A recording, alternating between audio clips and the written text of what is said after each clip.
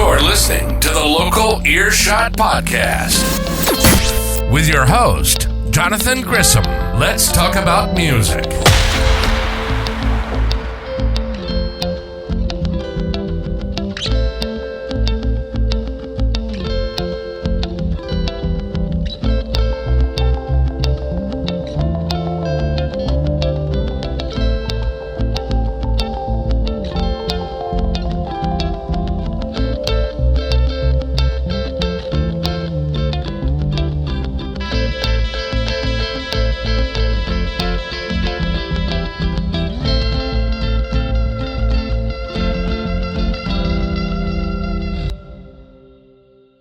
Hello everybody, this is Johnathan Grissom of More Bands Media and the local Earshot podcast. I'm here with Chainsaw Review Club. Is that how you say it? That's how you say it. Yeah. And what members am I here with?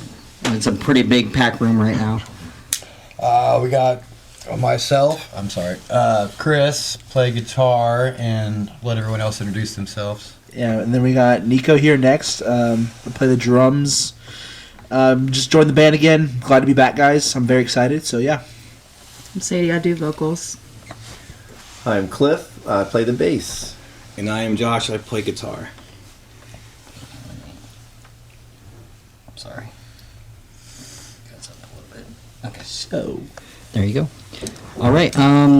Usually the very first thing that I like to get into is like, how did the band get started? I know, some people have some experience inside the music industry. So like, what kind of experiences do you guys have in your field and all that? It's like, well, me and Cliff have been in the band for how long now? Oh, 4 or 5 years. 4 or 5 years. They actually met at a bar Chris. after our old band broke up. And then they got together, they invited me over, and then we went through 3 or 4 drummers? Quite a bit of drummers, yeah. I was actually on a mission to start a band. I've been talking about it and decided to go out to places and find people and ran into Cliff. And You can't miss Cliff. No, can't miss Cliff out there sometimes. And snowball affected into what we got going on right now. Mm-hmm. okay. Let me see. And you guys said that you guys recorded one recording. Did you guys studio record that, or did you guys do that Yeah, on shout your out own? Gilson. Gilson at is it 2nd Street? 33rd Street. 33rd Street. Yeah, Okay. professionally done. Yeah, he was really Professionally good. done? Okay. How was that record studio? You guys like working with them? Definitely. We're going back. Yeah. Yeah, very pleased. Very pleased. Trying to think. Sorry, I'm a little rough. It's been a few months. Yeah, no, so. he's a great place. Very organized guy. Knows what he's doing. Able to edit it quickly. Yeah, it was a great experience. He definitely cared. I feel like I've recorded before and they're just like whatever about it, but he actually cared and had great ideas. Let's sound his ideas. Yeah. Okay. And who does most of the writing of the band? We brought our own We stuff, all really. kind of do our own parts, I think. Usually Chris and Josh will work on riffs. Cliff does his own bass thing. Nico does his own drums, and I do all the vocal melodies and lyrics. So yeah, we kind of Okay. it's definitely a collective effort. we stick to our own thing and put it all together. And I don't know how, but it works really well. So Let's see. What kind of genre do you guys think you fall under? Yeah. Oh, God. That's true. that's yeah. the question. That's the Genre. question we always get. Psycho. Genre I don't know. Our set is all over the place. Sometimes Yeah. we have like a reggae type song. A little more ska, but Yeah, we have like a punk song. Yeah, you're right. Yeah, but we would not be classified as reggae. I think we typed think we would. into the AI infrastructure one time, and it came out as Post-hardcore, I think is what it was. post-hardcore, heavy alternative, or something to that effect. I'm not sure. Just to catch all. Just alternative. Just Yeah, you to catch all, yeah. I would say like hard alternative, honestly. Like, I don't know if I would go. Our music's hard. I mean, it's not really hard. but it's like got heavy guitar hard riffs, songs. got the heavy drums, loud drums. Scream. Not a lot of music's got. Yeah, I guess we go. On the last show. The crowd think really that loved it. They really. Regardless of how big your band is, you can always like add some things to it. Like, did any of you guys listen to Sleep Token at all? No.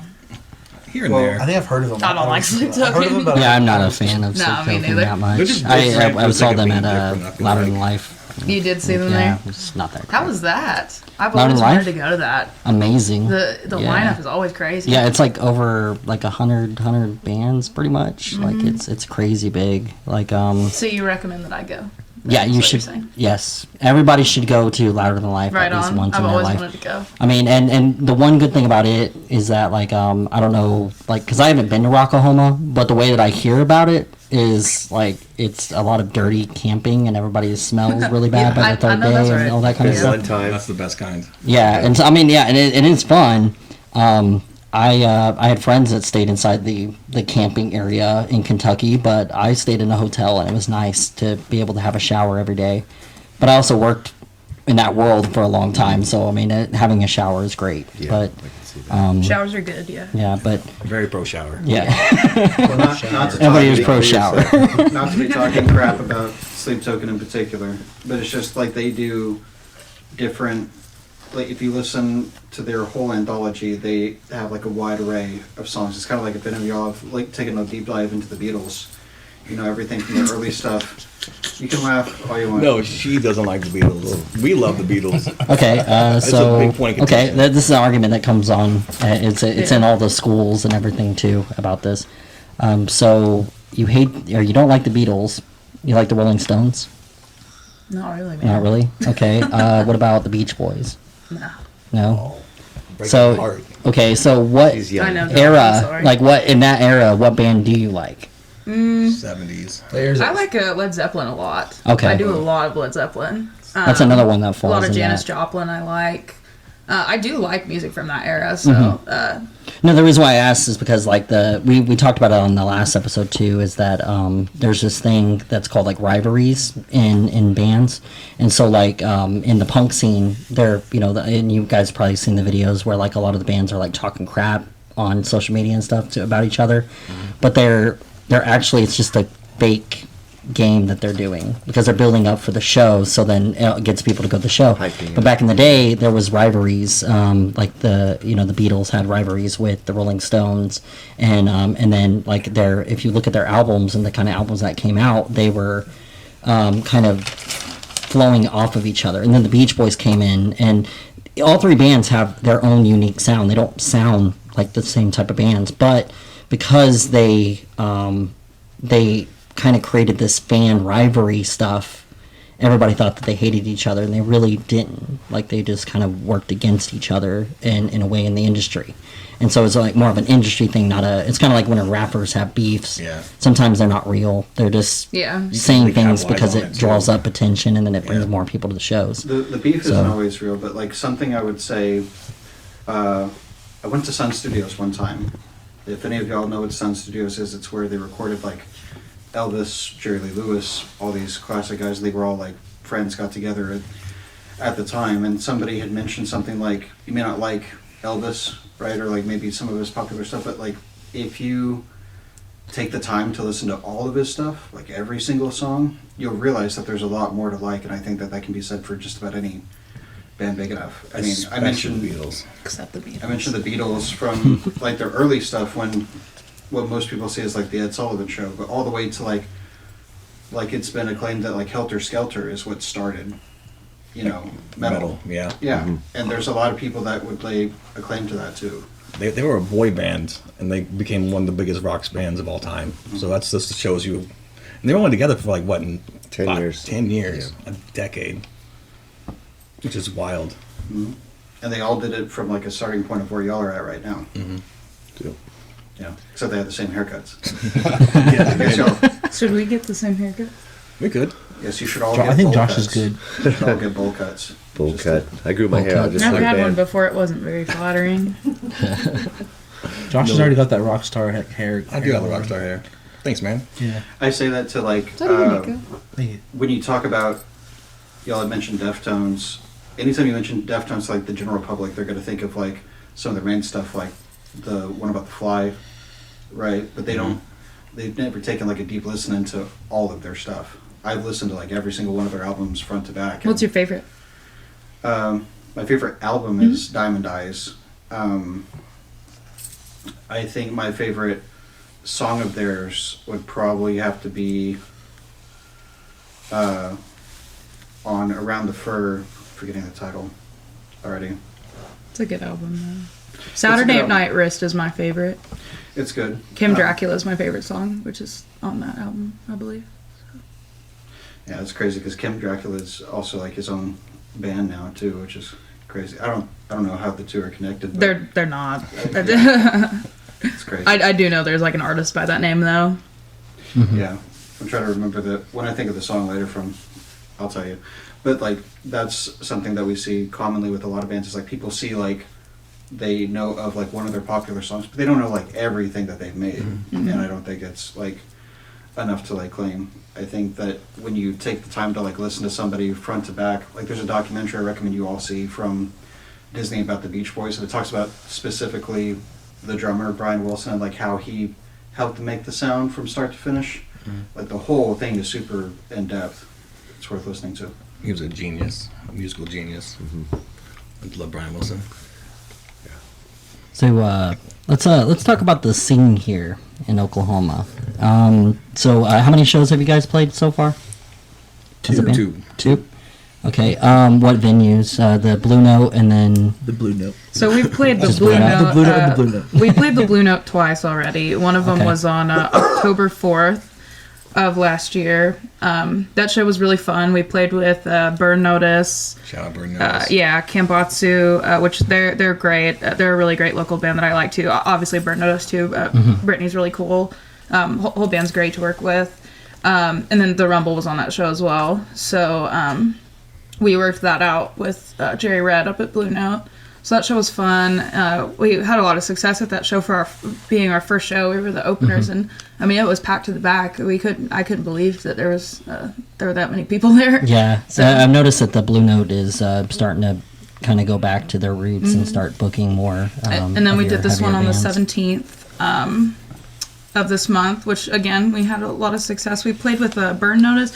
We were supposed to play with they did. We were supposed to play with Kambatsu, but unfortunately one of the members had an illness, so Burn Notice stepped in like literally 2 days before. Last minute. Yeah, it was great. And then, crushed it. Big shout out. as usual, yeah.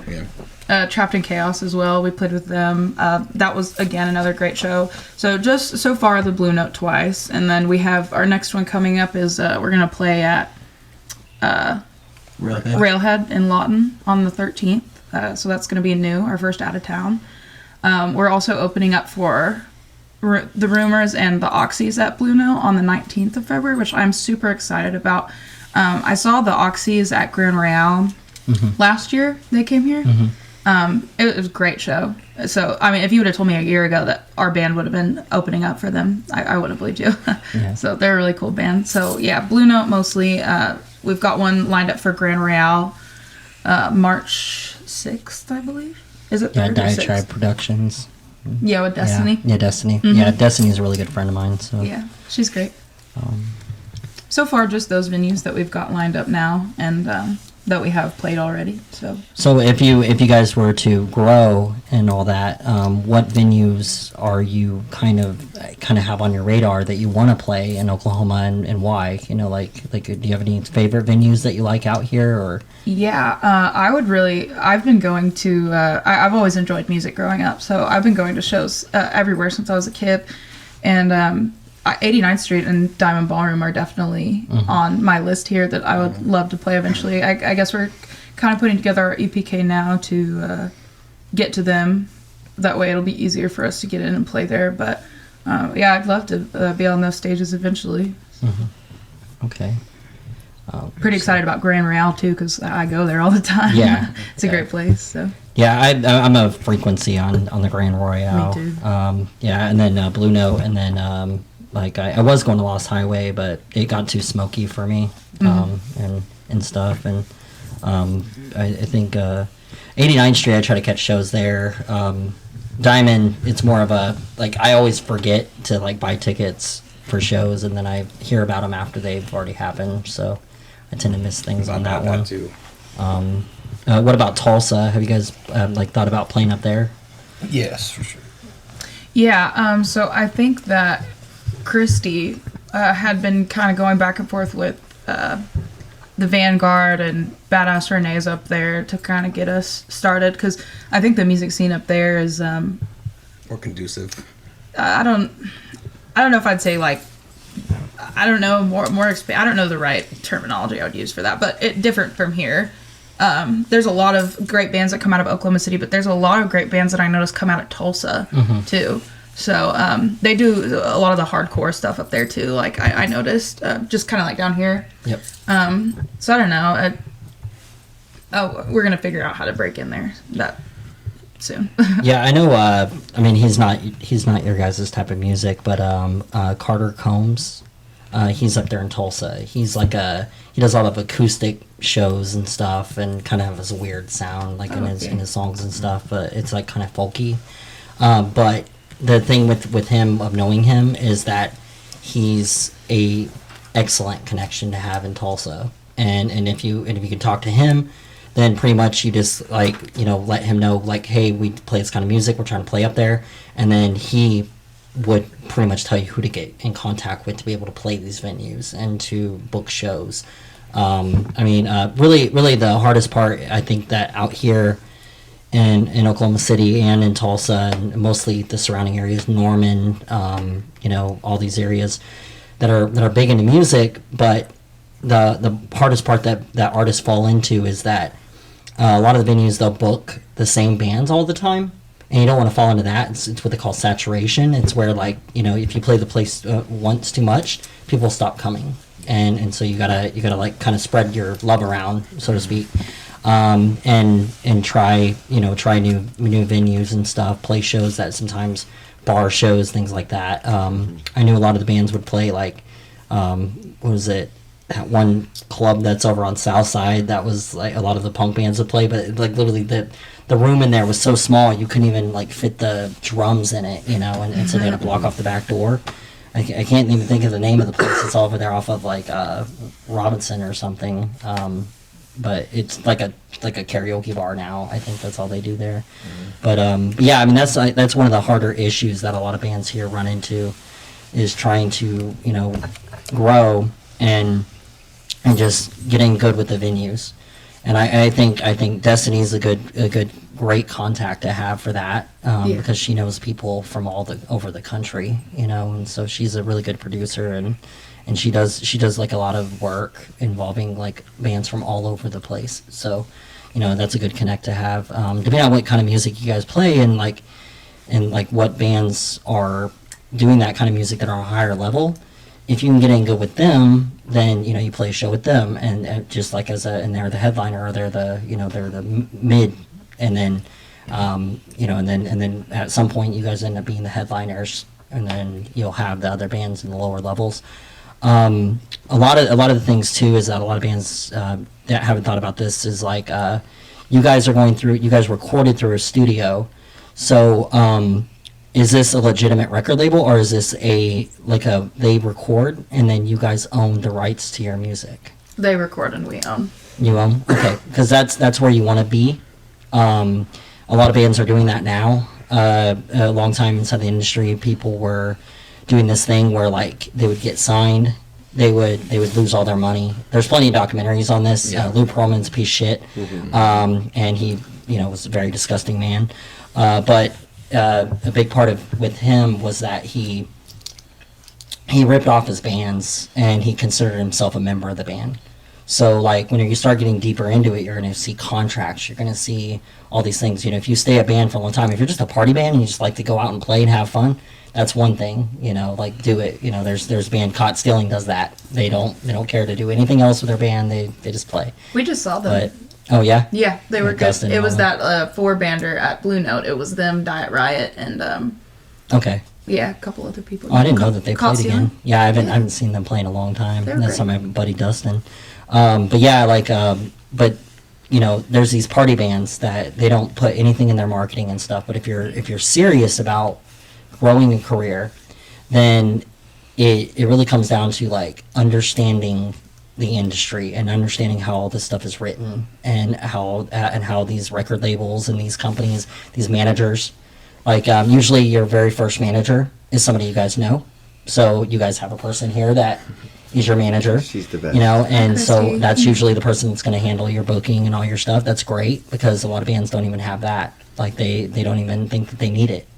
And I think that bands do need it. It's actually in almost every single book that you read on the subject. It literally says that behind every band there was a good manager. And so, like, you know, a lot of that comes down to contracts and things like that. But that's as you grow, you know, you'll get to that point where you're like, okay, well, now we got to start talking. Because, like, money will start happening if you guys grow. And then once that happens, then it becomes a whole different game, you know. So, I mean, it's just something, you know, it's my little spiel about that I always tell bands, like, you know, it's definitely not an easy road, but it's worth it. And, you know, you may not become the most famous band in the world. You may not become the richest band in the world, but you'll make a living doing Better it. than and 9 to you'll love 5. it. That's Yeah. for sure. And that's the important part. You want to make a living doing it, you know, and that's a lot of bands, they don't take that serious, and that's why they, you know, that's why local bands are a dime a dozen, because they break apart, they come together, they break apart, you know, because and then sometimes you'll find members that I think if you're all serious enough, then you'll be like, okay, we're gonna do this. And then you just think about it, you know, and do it. So, I don't know. I don't know what else to talk about. I'm only 18 minutes, 22 minutes in. Something, so we had Cotton White on the last show, and I was asking him a pretty good point, like, what is it that you recommend for people just starting out as a band? Obviously, some of y'all have some experience. You've been playing some instruments for a while, but even if this is your first time joining a band, we were talking to him about, like, what do you recommend for people and, like, what makes it work together as a band? Something that I really loved about our original host, Brad, is that he and I talked about it within the first couple episodes. It's like, it's a lot like a business, right? Like, you want to show up on time, you want to be knowing your material, you want to be, you know, treating everybody with respect. More hands you shake, the more money you make, kind of thing at every place that you go to. He also brought up a really good point of, like, being in good with not just other venues, but with other bands too. Like, we talked about that in the beginning of this episode about, like, there was a lot of media about, like, other bands hating other bands, but really they were all just friends, right? I think being in cool with everybody else as much as you can will only add credibility to your name, and that's a really important deal in just about anything you do. It's not just the music business, but I think that you guys are on a really solid start. Yeah, Thank you. I know. What do you call it? Burn Notice. I've watched them a few times. I saw them over at Christoph Murdoch's thing inside Norman. That's an easy one to play. I will say that they don't serve alcohol. It's an all-age venue. Is it income or? Yeah. Okay. Yeah, and I mean they don't serve alcohol, so it's more of a listening room. So it's kind of one of those places that you want to invite your people that you know are going to show up to your show because they really want to be there for the show. That's another issue that bands run into here, is that a lot of people, they just go to the venues for the fact that they serve alcohol and they're not there for the music fully. And so, like, you know, like those listening rooms are very important. One of the things that Cotton mentioned was open mics, like doing those. I mean, you know, if you know how to play acoustic, or you just, like, you know, do that, you have, like, the singer and the acoustic, and then you just, like, do those versions of the songs, then that kind of gives you a way to get out there. Also, there's a lot of people that are doing open mics, so you meet, you network, and you just meet all these people. We used to do those, was it Indy Lazar? Yeah, Indy Lazar. She's a PR person. Runs Oklahoma, what's it? It's like a huge group on Facebook. It's like 10,000 people. But she's the one that started it like 10 years ago and grew this group. And she was running an event where, like, it was a networking event. You would go there and you would meet all these other artists, and then they would say, oh, what kind of music you play? And then you'd just be like, oh, yeah, we'll jump on with you guys, and we'll just go over to your show and all that. And so that's how you kind of network, is that you just go to these kind of events that, you know, help people grow and do it. And then you might find other people that do similar music. And then I know Black Magnet, I mean, we interviewed them. I did that with David Carlisle. And he has this new band, The Plastic Smile. Amazing. like amazing band, and so.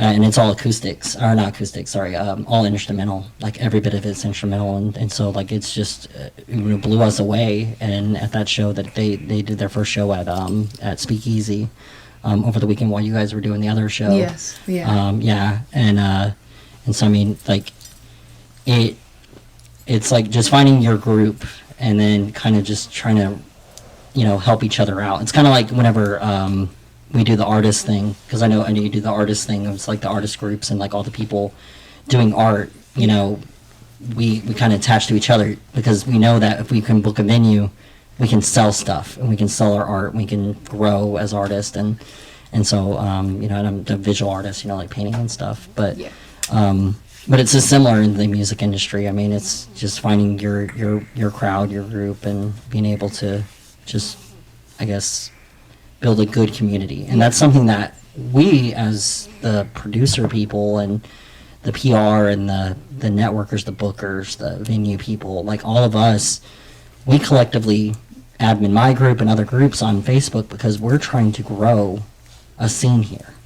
And there's a great it's art scene hard. in Oklahoma City too. Like you were just mentioning, both of us doing the art thing. Tony and Tracy from 13 Vulture Culture. I mean, they're amazing. They've done a lot for the local art scene, I feel like, especially the Summerween that we just had. That was a hit. Like, it was awesome. I think I made $300 that night. Yeah, I made a on lot just too. selling art.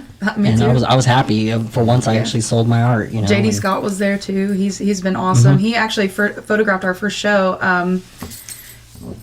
I was really thankful that he was there because he got some really beautiful shots of our first show. So I'm thankful to have those too. Yeah, JD's is what he's been one of my friends for many years, and I mean he's like this. He's a different kind of concert photographer, because a lot of concert photographers, they go in, they'll take the photos, and then you have also the hardcore guys, like the ones that are doing like back room and all that, and they're like doing these like quick shots where they're just taking the camera and they're shooting across the stage and shooting people. It's insane to watch because all the images are blurry, and then you have the band member in the middle of this blurriness and all this stuff. And but JD, he takes like days to sit there and edit those photos to make sure that they're exactly what kind of makes it where somebody will actually look like a rock star, which is what he likes to market himself as.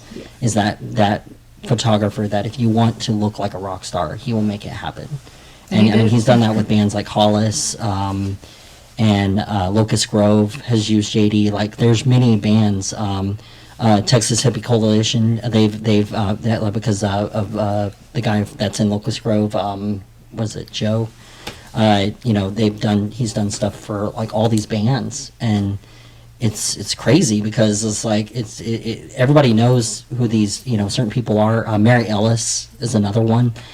She was an old Air Force military, like what do you call it, veteran, and she does concert photography for the Diamond Ballroom. Did she just do pictures for Index Paradox, I think? I think so. She did, yeah, because they opened up for that Smells Like Nirvana thing. So, yeah, and it was crazy because, like, whenever she came on the show, and it's all about networking, she came on the show, and then she, after the show we were talking, and she was asking, how do I play these big venues? And I worked at Live Nation for basically a year. It was about a year. And I was a manager at the Film Auditorium in Denver. And during that time, I would, work with all these bands, but I was also working a thing called Got-Based Music. And so we would go to DJ events, and we would just sit there and just, like, go to these events and be in the background and just, like, promoting, taking photos, doing all this stuff. And so I was telling her, you gotta find out who their PR person is, who the person that hires the photographer is. Once you figure that out, you have to have a conversation with them, send them your work, and then hopefully they'll say, hey, come down, shoot. And if you can shoot, then you'll be in the barricade shooting, and you'll become a known photographer in the industry. And she did that. She had the drive to do it. Not everybody, some people will take that advice and then they'll just be like, and then they'll never do it.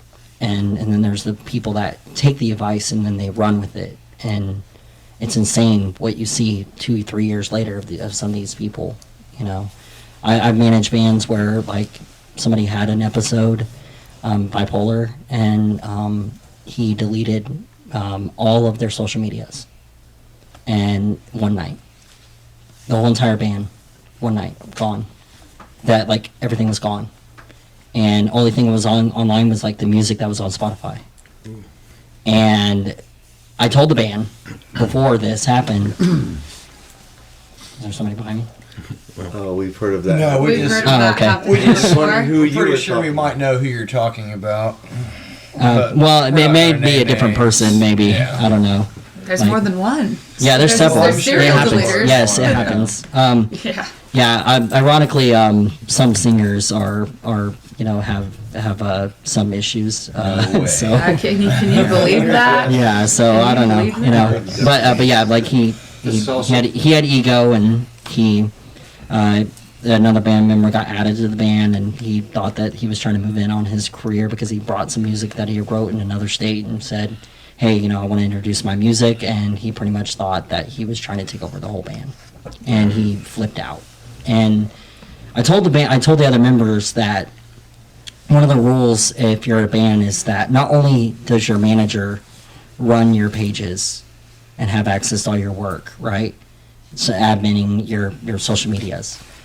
You can add multiple people to your social medias, but you can make it where no one can delete it unless everyone agrees. And so like those Write that down, Christy. yeah, so those accounts cannot be, so like it's a big issue in social media. It's like you want to trust that whoever's running your social media, they're not going to like have an episode or something's going to happen and then they're just going to destroy your whole work, Luckily, I think since then, I think Facebook does do some backing up now, so it doesn't happen as often. But no, I mean you can talk about 100,000 stories about how bands break apart and some member just flips and then does something that's just ridiculous. I mean, like, I don't know if you guys have ever witnessed that in a venue of someone just like walking off stage and be like F you guys and then just leaving, because like that happens, and I mean I've witnessed it and it's wild to watch it happen. But yeah, but I don't know, I mean hopefully that won't happen, but it is something to think about, that you want to make sure that all your ducks are in a row with accounts and things like that. I'm gonna flip out one of these Wow. two guys. I was trying to figure out which one of us it'd be. Me, absolutely me. I think we all lose it here and there, but we all do have good chemistry together. We do We're all spend time family here. outside of the band to We love each other. do other We're things happy as to well. be We hang out all the time. all the time. We're all happy we go campers. hiking, Yeah. We're happy stuff to like We that. have any egos, do we? Yeah. Except for you. I have an ego. Yeah. Josh has an ego. Josh has a Josh's ego's huge huge. ego. We Josh is the worst. No, he went on a doesn't. cruise together. We Yeah, we went on Not a cruise me. together. That was so went much to fun. Mexico. Josh was trying to smuggle bananas into the I country. did. That was probably some of the most fun I've ever had in my You whole would. life. What? With- I woke yeah. up Smuggle early, bananas. and we're gonna go hiking in Mexico. We're gonna go walk around. It's like, I need a banana. I need some potassium. He I've been puts one in his drinking. pocket. I've been drinking all Slips one in his week. pocket. I put it in my backpack.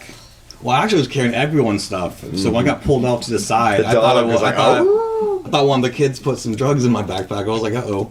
It ends up just being like a banana. You can't bring bananas to Mexico. Yeah. You can if No. you don't get caught. And you have I got to caught. get approved. You can't bring a banana to Mexico. No, You can't bring fruit. anything into a country that's agricultural unless it gets Yeah. approved. Oh. And the Are you being an soil's different. eco-terrorist? It has to be approved. That's why everything's You processed. can bring it if it's in They your could all belly. started with like frogs in Australia or something like Frogs. that. Yeah. It's tricky with Yeah. fresh food of any They- kind because you could bring in like pests Yeah. and they could like infestate the entire. There's been Kill like the several. colony.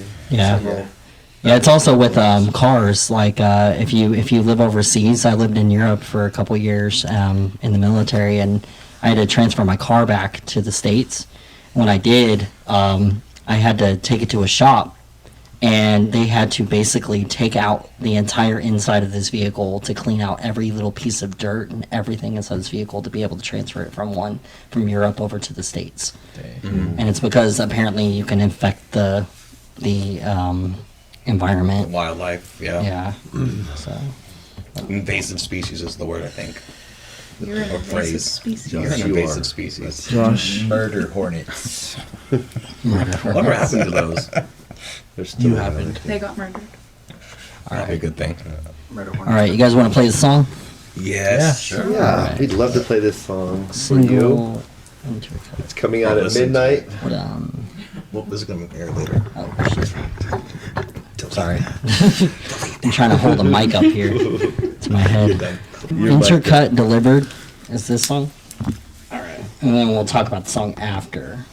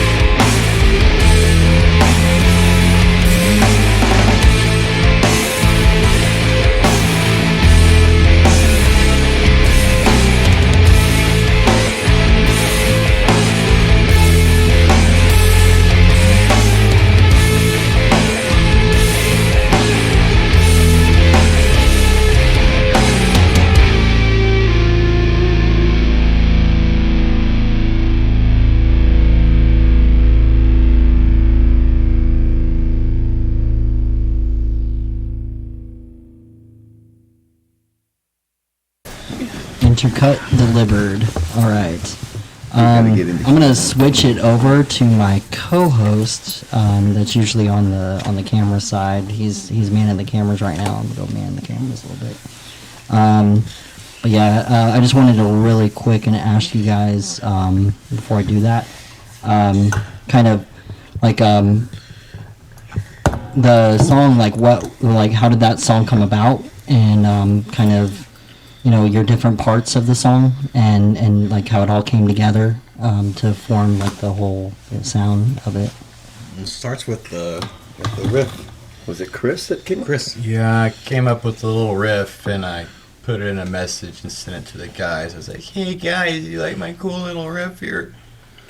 And they were like, It's all right. Yeah, I put a bass line to it and said, yeah, everybody added their own little touch, and that's what we got. Yeah, I added my own, or I did some drums originally. Didn't you already have the lyrics written and you just kind of supplanted them on that? Yeah, I had some of the lyrics already written. I don't think of like usually I put vocal melodies and lyrics over music that we write, so it's not that I write a lot. I've written a lot of like my own stuff on acoustic or whatever, but so sometimes I'll write that way. Like if I write something on my guitar and then sing over it, I'll write that way. But with this band specifically, the way that I write is we'll kind of jam. Yeah, we'll just kind of Brainstorm. jam. So we'll structure out a song, and usually Chris will come up with a riff or something, and Josh will start adding little doodly doods to it, and then Cliff does his bass thing, Nico does his drum thing, and then I'll come in usually. Usually I'll give it a couple listens while they're just jamming around, and then I'll think of something in my head and just put it in. But no, I don't usually write anything like beforehand. And it's usually kind of like, at first it's kind of messy a little bit. Like when we're writing at first, it sucks. It's a little messy. I wouldn't say it sucks. I would just say it's messy. It does suck. It's just unformed. It's unformed. It's a process. It's a process. But once we get like that riff down, once we get the idea down, honestly, it's pretty sweet. We get it formulated, and we're like, okay, we should do this for a verse. We should put a chorus here. We kind of structure the song. So at first we kind of just jam the whole thing, kind of free jam it, see how it goes, kind of see how the song's gonna go, see what we come up with while we're jamming, kind of improving a little bit, and then we kind of record that, listen to it, and then see what we like from that. See what sticks, and then we'll kind of structure it from there. No, honestly, that's how we wrote most of our songs. Honestly, we have I have a pretty cool story for this last show that we did at the first Blue Note. I know we're supposed to talk about Intercut, but this is about all the songs we've written so far. It's a really cool story, I think, actually. Is for our very first show. So when we started the band back in August, we were the four of us, me, Josh, Chris, and Cliff, were a band originally before that, and then we added Sadie, and that's when we were rushed, but we knew we could do it. We weren't. I wouldn't say we were like scared we couldn't do it. We were just scared. We had one song. We had to write a whole set. Yeah. In a month. Yeah, we had to write a whole set in a month. And that was pretty cool. Like we were forced to write. We were forced to write like 6 songs in a month. Sloppy. And we did it. We wrote those 6 songs. And they were pretty cool songs. Like honestly, for like our first couple songs, the first couple songs in a band are always going to be all right. They're always going to be like they can always be better. But for our first couple songs, I think they were pretty cool. And I really like what we did. And honestly, I think when you're in that pressure to like really have to play something or perform for someone or do something, sometimes like those diamonds can form in that pressure. Sometimes like the greatest songs can come from that pressure. Some of the songs I really like came from when we were in that pressure, and we had to write those songs for that show. Yeah. And I think that's a really cool story because we just started as a band. Our first show was at the Blue Note. We were opening for some pretty cool bands, and we had to write all these songs. We did it. We wrote all these songs in under a month. Under pressure. That was Reggie Wheat. You know Reggie Wheat. He used to own the Green Door. Yeah. He's a good friend of mine. Yeah, he's been on the show. Yeah. Yeah, he's a good friend of mine. I'll have to tell him that we were on this one. But Reggie's a good friend of mine, and Nico's right. He did one night. We were at a show at the Blue Note, and he was like, "Hey, do you think your band would like to play for this show coming up in October?" And we like wrote it all in a month. Yeah. It's crazy. It was crazy. Yeah. I had so much fun at that show. Honestly. Yeah. Like I have so much fun playing live, dude. Like. I've been playing music my whole life since I was like 10 or 11. I've been playing piano since I was like 9, but I've been playing drums since I was like 11, I think. So it's been playing about 4 years now. I'm only like 13, 12. I honestly don't even remember how old I am. Did he sign a waiver when he started the band? So 13 years old. So I'm actually 12. I'm actually 12 years old. So I do have a beard and mustache. So I do have to. It's weird because like people think I'm older. Sometimes I can get into bars and I don't have to have the affidavit to get into the bars.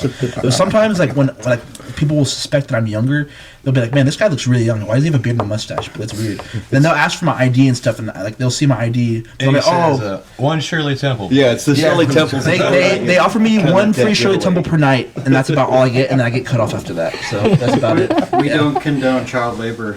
We don't pay them. No worries. Yeah, no, they pay me. They pay me good. It's not. I wouldn't say Shirley Temples. I get paid in Shirley Temples and also Reese's Puffs. But we give him cans of beans sometimes. Yeah, the life of a drummer. That makes sense. Yeah, it's pretty sweet. Dude, it's pretty sweet. Yeah, life of a drummer. All right, I'm gonna turn this episode over to my co-host, Wilson. Come over here. Take this. So I can go, Wilson. Wilson. I gotta say, I really like the song that you guys have so far. I really like the tone. I really like how clean it sounds. Where did you guys record it at specifically? We recorded at 33rd Street Studio in Edmond with Gilson. Very cool. I haven't actually been around to too many different recording studios.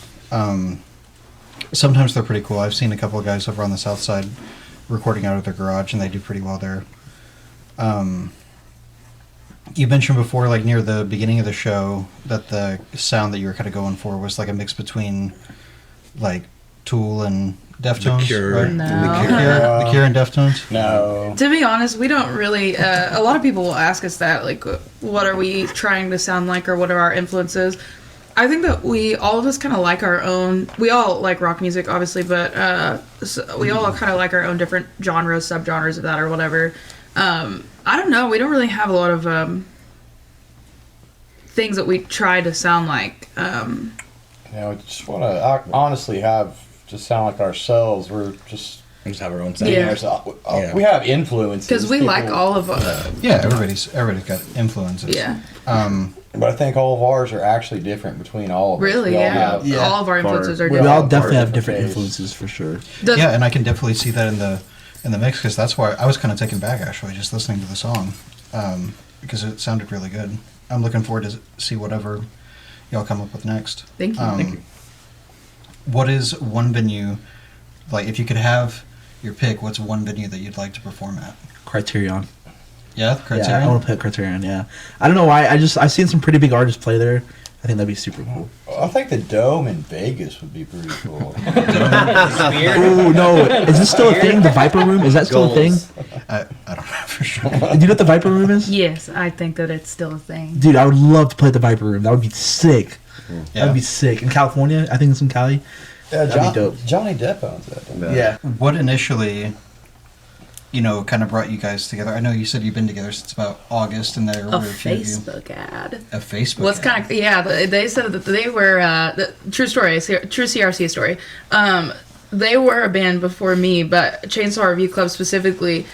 I'd done a little bit of music stuff before, like nothing crazy, but just like fun stuff. And I've been singing and like playing forever. And one day I just was like, with wild hair up my ass, and I was like, let me just look up in this Facebook group really quick. That's like a Facebook group for musicians or whatever that I'm in.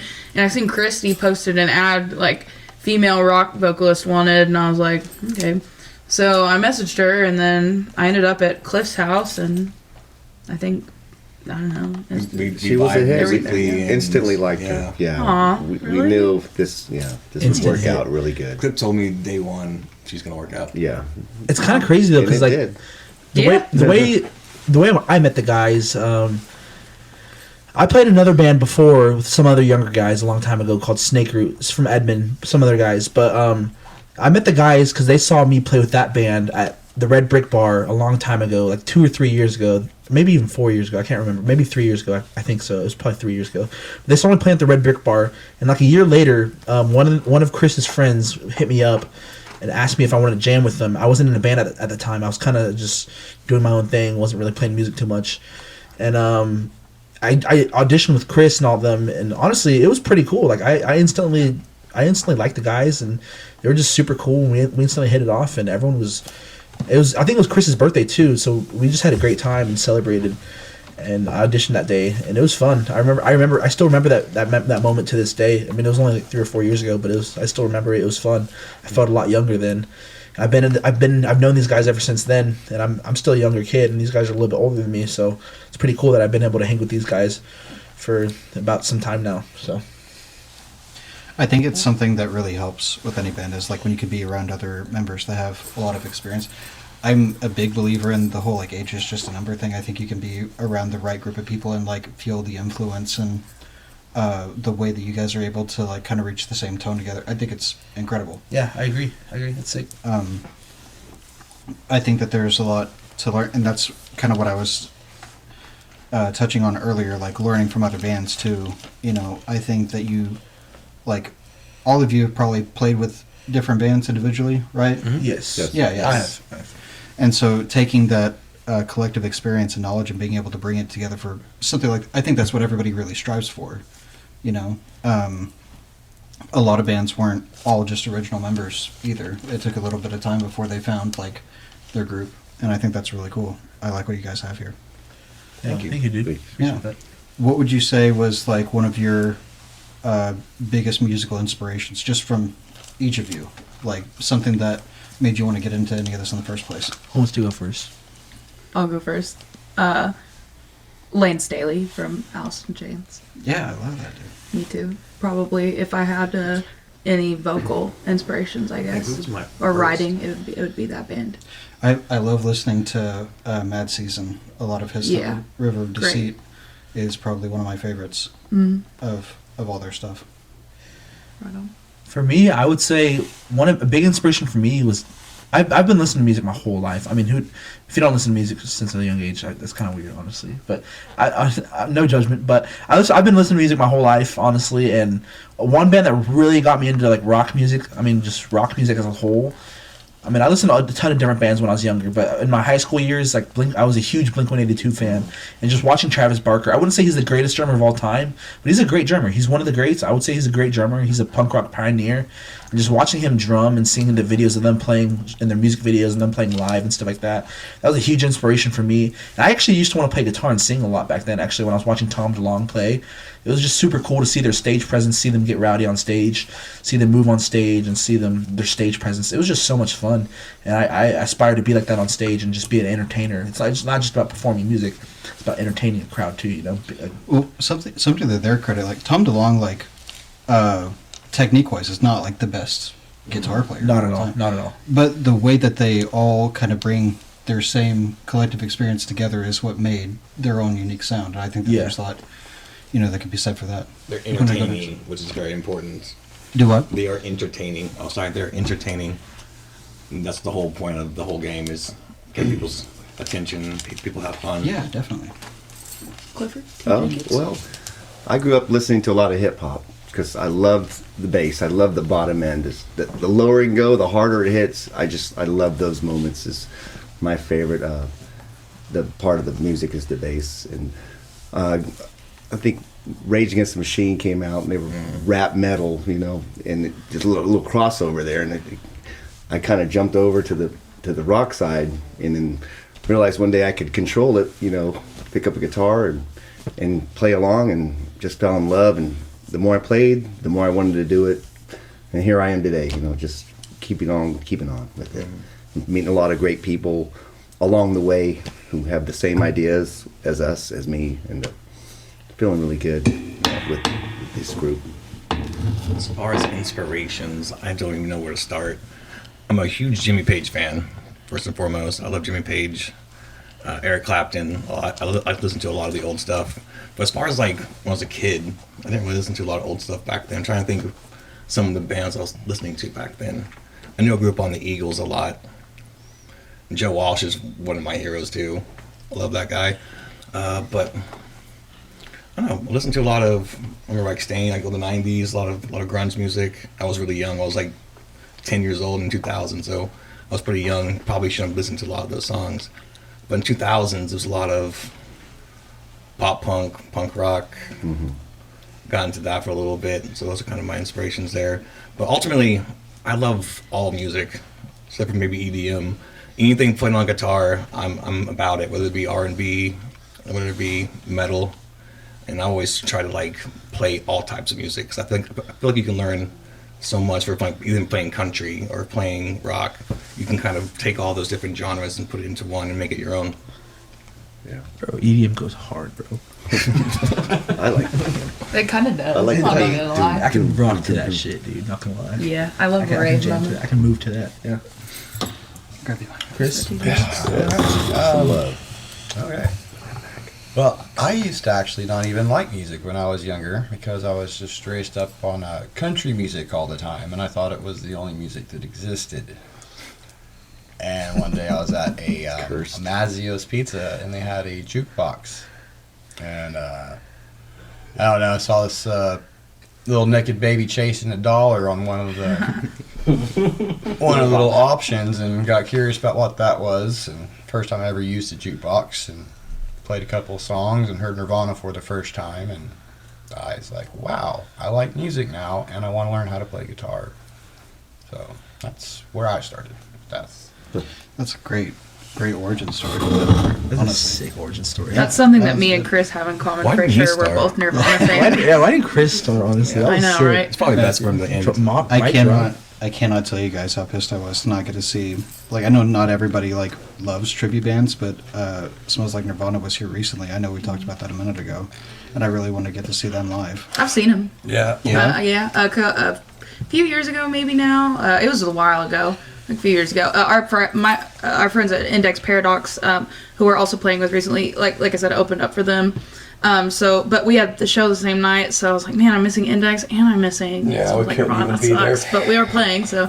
But yeah, they're great live. Smells Like Nirvana, and they have that band Dead Original. I think the same guy is in it. Am I wrong?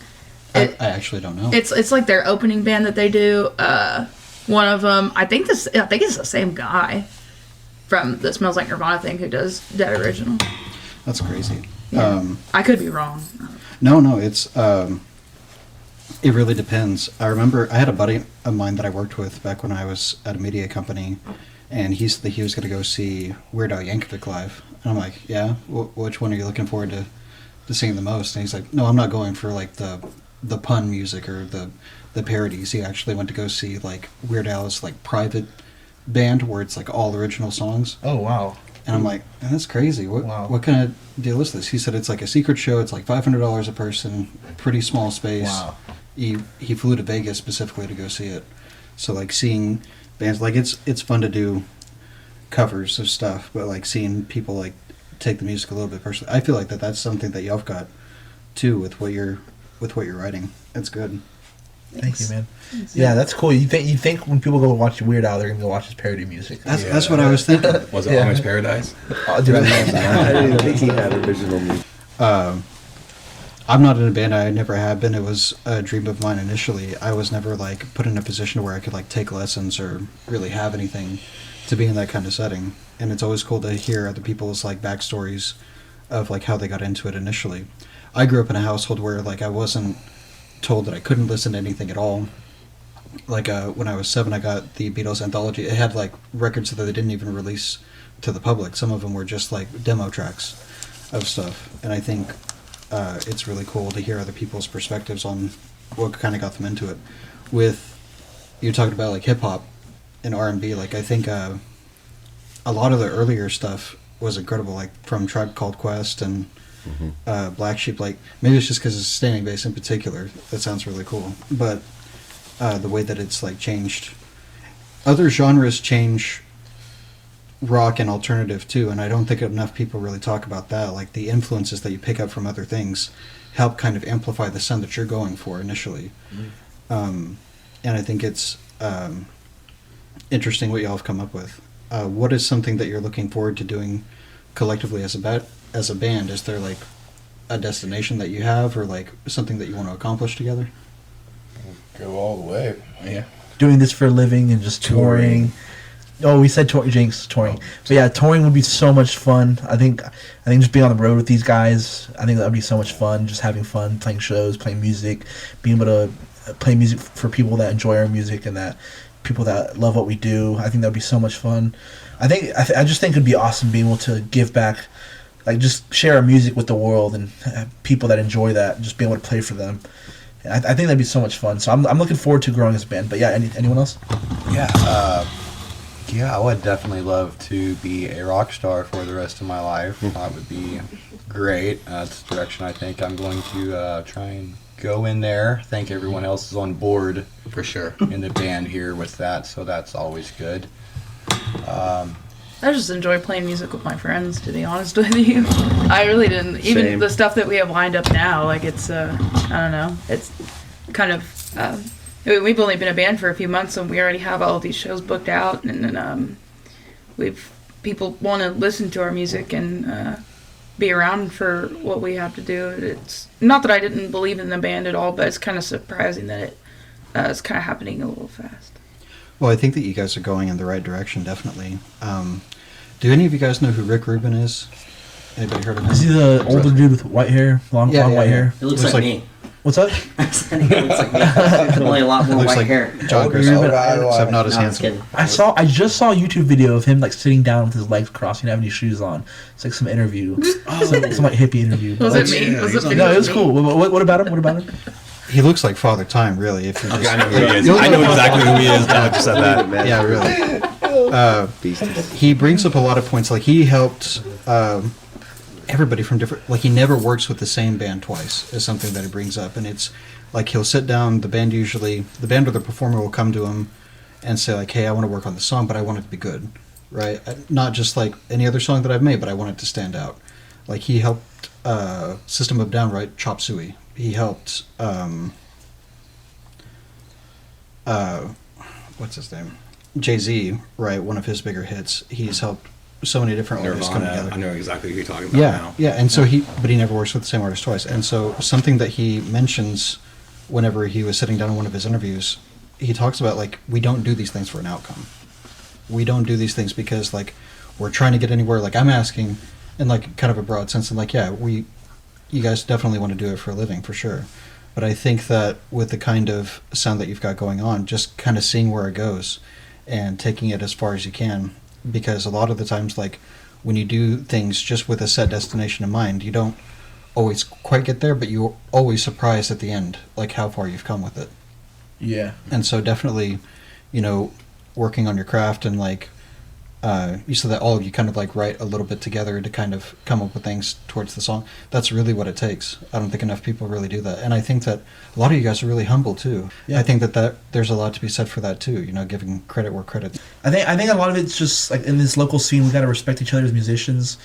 I mean if we gotta support each other, like we're all trying to make it, we all want to be great, we all want to be good at what we do, we all want to impress people, we all want to be proud of what we do.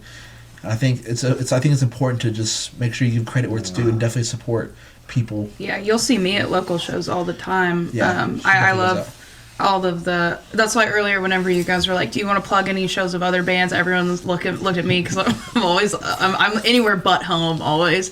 Like even some of the local bands, like if it was out there, I love Bliss. I don't know if you guys have heard of Bliss. They've played. I've seen them play a lot. The dudes in that band are great. Their songwriting's great. They're probably my favorite local band for sure. Bliss. Yeah, they're Bliss. Are they You an should check older them band out. or newer? They're newer. They've only been around the last couple of years, I believe. But they're really great. My friends at Index Paradox, Bird Notice, they're great. Kambatu. I really enjoy Kambatu's music too. Like they just have good music that I enjoy. So, and I'm really grateful to have played with a couple of those bands. That's awesome. I didn't know that. Yeah. So I think that's local cool. scene's great, but there's a lot of great bands to come out of Oklahoma City. Yeah. Something that I talked about on the last episode that we did with Cotton was talking about like newer bands getting together. Obviously, you guys have some experience, but like we were talking about like the difference between like an amateur and a professional. A amateur does it until they get it right. A professional does it until they can't get it wrong. And I think that you guys are on a good track for that. Sweet. I'm definitely an amateur. We'll work on it, but I don't see any amateurs in this room. hey, I appreciate Hey, that. everyone. Maybe except Josh. Yeah. Yeah, Loki Josh. I probably no. Why do you Chris guys keep probably plays the picking on most. Josh? What is this? Josh picks on us. He's just being good on camera. it's a thing. It's a thing in the band. We just pick on Josh. Let's pick on Josh. Everybody gets picked on No, that. Josh is sick. We love Josh. We're just messing around. It's just because he's our favorite. favorite. Probably, yeah. We have to keep him humble. He does deserve it a little. Yeah, he does. Maybe he does deserve it a little bit. Yeah. I remember somebody asked Kirk Hammett, like, is Lars Ulrich the best drummer in the world? And Kirk Hammett said he's not even the best drummer in Metallica. I think you got to be able to poke fun at each other sometimes. Yeah. Definitely. Yeah. That's awesome. Yeah. Aside from mentioning, I love all the bands that you plugged in. That's awesome. And we talked a little bit about newer shows coming out and like where you're initially wanting to go with this. What is the next idea for the next song you guys are wanting to do? So we already have quite a few songs just kind of in the chamber, ready to go for That's awesome. for recording. For the first song that we have that I scream in, it's called Dracula. We're recording that one next, I believe so. That'll be our next single. February. Shameless plug. But that one's really great. That one did really well at our show. Everyone's like, "What was the last song you played?" That's that one. Yes. Very cool. It's But, a really fun song. Yeah, It's, and so we're really lot of excited energy. about that one. And like I said, we've got quite a few more. We're trying to write a couple more before that show that we have opening up for the Oxys. Trying to write some more fast-paced type songs. Type stuff. Yeah, I would say the single that we recorded, Intercut Delivered, that's our slowest song that we have. Really? Yeah, That's awesome. I think so, right? Am I correct? I would say so. It's a slower song. It's for the sure. slowest Yeah. song. It's But heavy. it's heavy. It's heavy. Yeah. it's- I wasn't going to call it slow. That was It has energy, but it's In tempo comparison. slow. but Yeah, it has tempo. energy. Compared to what we usually do, it's slower. Yeah. Compared to what we usually do, we usually do faster a little bit. I think it's good to have a mix of things, especially because we're talking about earlier, like finding the sound and like what you'll do, and having like different songs at different paces. I think that's really what determines the quality of a band, is being able to like do all those different things. Yeah. I've sat and listened to some local shows, and like some of them, Same some- song. Same song. Yeah. Yeah. And I On get that it's repeat. like they practice on the same stuff. They're going for like a specific thing, especially like the guys that are trying to go for like a more death metal approach. Like a lot of it sounds pretty close, especially when it comes to like the drum and the bass part of it for sure. But I think that it's good to be able to be well-rounded like that and be able to bring different energy to different songs. It's really awesome. Well, we're about to wrap up the show here, guys. Is there anything that you want to mention before we head out? Man, just single drops tonight, January 30th. Come listen to it. It's called Intercut Delivered. It'll be on Apple Music. It'll be on Spotify. It'll be on YouTube Music. It'll be on 20 other streaming platforms as well. So make sure you guys listen to the single. Thank you guys so much for having us here today. We were so glad to be here today. Make it with a plug. Anything else? And we got. You want to check us out at the Railhead in Lawton on when's that date again? The 13th. It is 13th. Friday the 13th. Friday the 13th. That'll be a good Yes, one. we'll be playing with Deadcore. They're like the Oklahoma's little version of Slipknot, kind of. I Yes. think. They rock it. Yeah, they're That's fun. awesome. They're a real fun little A lot band. of energy there. We're excited. Watch them. Then we got the Oxy show. Yes, Oxy are opening up for the Oxys and Rumors February 19th at the Blue Note again. And then March 6th at Grand Royale. Royale. Grand Royale. That's gonna be fun. Yeah, who are we playing with there? Riot, Rocket, Yes. and And Droida. Droid. Yeah. Very cool. Well, I just want to say it's been awesome having you guys. I wanted to be honest, like I didn't think that everybody'd be able to make it. Usually we invited everybody that we can, and we get that like life gets in the way, people got other priorities. I really appreciate all of you getting to be here. Yeah. today. We try to do So- everything together as Yes. much as possible. I And- think we all should be here for everything. We actually Yes. like each other. Yeah. Well, sometimes. Showering gets a little strange, but Showering. Oh. We're not going to get into that this episode. I really appreciate you guys being on the show. John, anything you want to add? Yeah, the local Earshot podcast. We are a value for value podcast. That means that we work on time, talent, and treasure. And if you want to donate your time, just go out and listen to the show. As for bands, if you want to be on the show, you can reach out to me at john@thelocalearshot.com. And if you want to donate to the podcast, you can go on the links inside the about page, or the the show notes, and there'll be a link where you can actually donate to the show to keep us going. Thank you for listening.